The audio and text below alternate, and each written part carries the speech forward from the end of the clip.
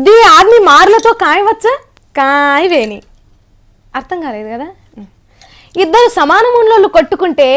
ఏమైతది ఏం కాదు ఆడొకటేస్తాడు ఈడొకటేస్తాడు లెక్క సమానం ఉంటది కానీ ఒక బక్కోన్ని బాగా బలిసినోడు కొడితే ఎట్లుంటది అట్లని చెప్పి బక్కోడు కూడా తక్కువడు కాదు ఒకనికి బలం ఉన్నది ఇంకొకనికి తెలివి ఉన్నది మరి ఈ కథ ఏడికల్లొచ్చింది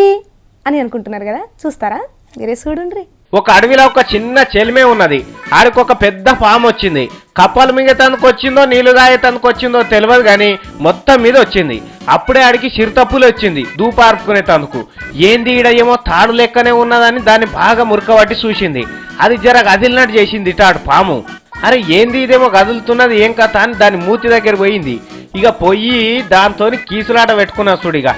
ఇక ఆ పాము భయపడి కిందికి దిగింది ఇది ఊకుంటదా చిరుతపులి శీతువదా మళ్ళీ అది కూడా కిందికి దిగి దాని తలకాయ వట్టనే పట్టింది చూడగో నోటితోటి ఇక ఆ పామును ఎట్లా గుంజుకపోతున్నా చూడండి ఇక ఆయనతో ఆ పామును ఇటు గుంజింది అటు గుంజింది మొత్తం మీద పాము పులి నోట్లోకి వెళ్ళి ఇడిపించుకున్నది జరసేపట్ల ఇక భూమి మీద ఉంటే ఎట్లయినా ఈ పులి చంపేటట్టున్నదని పక్కకే ఉన్న ఊట చెల్మె కుంటలకు దిగిపోయింది